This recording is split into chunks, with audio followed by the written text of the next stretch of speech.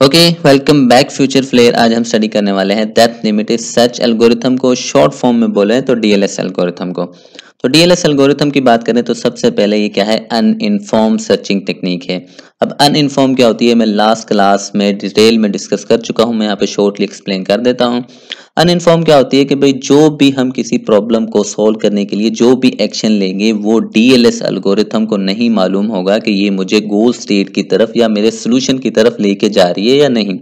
जो भी ये पॉसिबल एक्शन लेगा सोल्यूशन को फाइंड करने के लिए, या हर एक्शन के बाद चेक करेगा क्या ये मेरी गोल स्टेट है।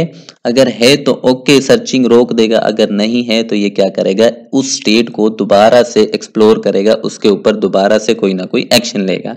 ठीक है। और दूसरी बात जो है इसकी, ये मॉडिफाइड फॉर्म ऑफ डीएफएस, ये जो हमारा डीएफएस था, डेप्थ फर्स्ट सर्च एल्गोरिथम, उसी का क्या है, एक वेरिएंट है। उसमें जो खामियां थी उसको दूर करने के लिए हमारे पास एक आया है डीएलएस एल्गोरिथम को। ठीक है।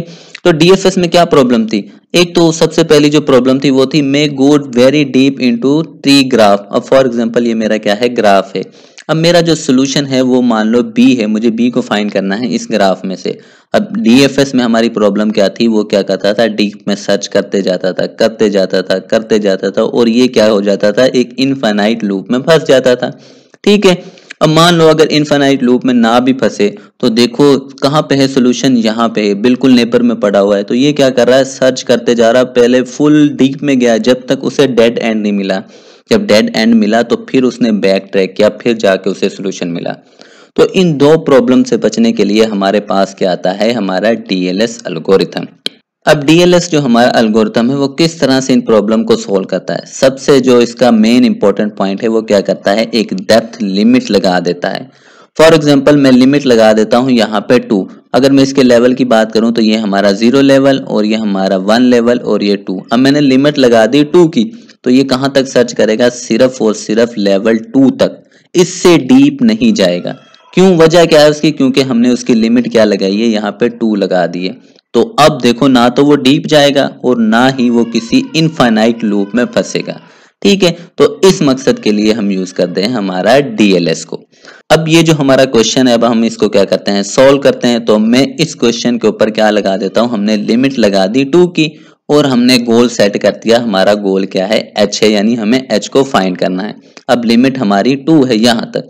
अब देखना इसकी वर्किंग किस तरह होती है। अब ये किसको यूज करता है, हमने देख चुके हैं कि ये स्टैक डेटा स्ट्रक्चर को यूज करता है। तो ये हमने एक स्टैक बना लिया और सबसे पहले जो हमारी नोड है वो हमारी स्टैक के अंदर आ गई। ठीक है।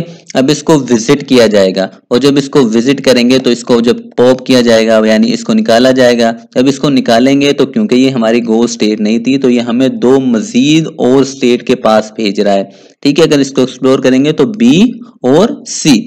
तो अब जब इसको निकाला तो इसने हमें मजीद 2 नोड के पास भेज दिया, हमारा बी और सी। अब क्योंकि हम स्टैक डेटा स्ट्रक्चर को यूज कर रहे हैं तो अब सबसे टॉप पे क्या है, हमारा सी। तो सी को क्या किया जाएगा, पॉप किया जाएगा। तो बी तो पहले से ही था, तो सी हमें किसी स्टेट के पास लेके जा रहा है। हाँ जी, किसके पास लेके जा रहा है, एफ स्टेट के पास। तो एफ अब कहाँ पे आ गई, हमारी स्टैक के अंदर आ गई। ठीक है। उसके बाद हम क्या करेंगे, टॉप पे अब एफ है तो एफ को पॉप किया जाएगा। अब ये हमें किस स्टेट के पास लेके जा रहा है, अब देखा जाए तो यहाँ पे हमारी लिमिट क्या है, अब ये लेके तो जा रहा है हमें आई और के के पास, लेकिन लिमिट क्या है, 2। तो इस वजह से ये क्या कर जाएगा, बैक ट्रैक कर जाएगा। जो जहां पे ये लेके जा रहा है लिमिट की वजह से ये डीप नहीं जाएगा, डेप्थ में नहीं जाएगा। यही इसका खास पॉइंट है, यही इंपॉर्टेंट पॉइंट है। ठीक है। तो यहीं से वो क्या कर गया, बैक ट्रैक कर गया। अब यहाँ पे क्या है, बी। तो अब बी को क्या किया जाएगा, निकाला जाएगा और देखा जाएगा बी हमें कहाँ पे लेके जा रहा है। बी हमें 2 मजीद नोड के पास लेके जा रहा है, डी और ई। तो डी और ई को हमने क्या कर दिया, अपने स्टैक के अंदर डाल दिया।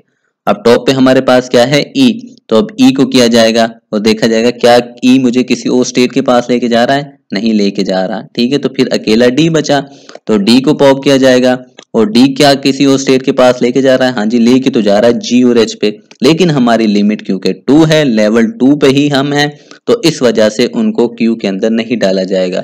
तो अब सब कुछ हम विजिट कर चुके हैं, हमारा स्टैक क्या हो गया, खाली हो गया। अब यहाँ पे क्या हमें हमारी गोल स्टेट मिली, नहीं मिली, तो फिर हमारा आंसर क्या होगा, नॉट फाउंड। जो हमारा गोल है वो नहीं मिला।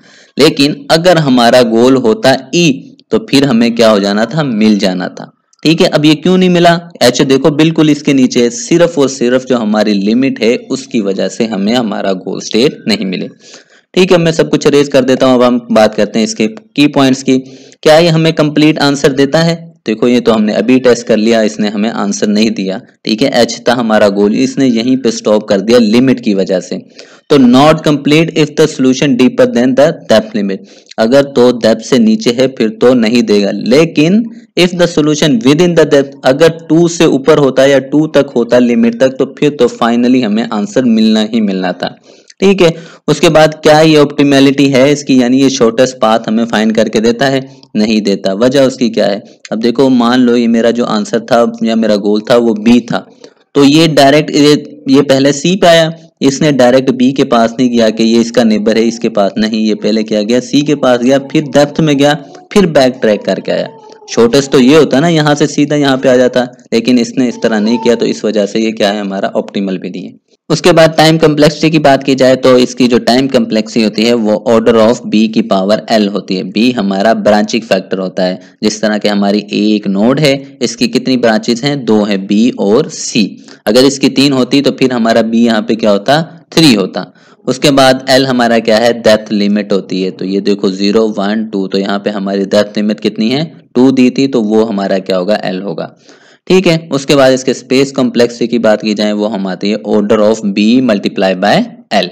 ठीक है, और एक और जो इंपॉर्टेंट बात, अगर मान लो हमें सोल्यूशन मिल जाता, हमारा सोल्यूशन होता यहाँ पे ई, तो फिर इसका आंसर क्या होना था, जिस तरह से हमने इसको ट्रैवर्स करवाया, पहले ए के पास आए तो ए आ गया, फिर उसके बाद सी के पास आए सी, फिर उसके बाद एफ, फिर यहाँ पे लिमिट खत्म हो गई, हमने बैक ट्रैक किया, उसके बाद बी आ गया। ठीक है, उसके बाद डी और ई किस में हो गए, हमारे स्टैक में गए, तो सबसे पहले ई को पॉप किया था, तो ई हमारा यहाँ पे ये हमारा क्या हो जाना था, आंसर हो जाना। ठीक हो गया, आई होप आपको समझ आ गई होगी। कोई क्वेश्चन हो तो लाजमी पूछेगा, चैनल को लाजमी सब्सक्राइब कीजिएगा। ओके।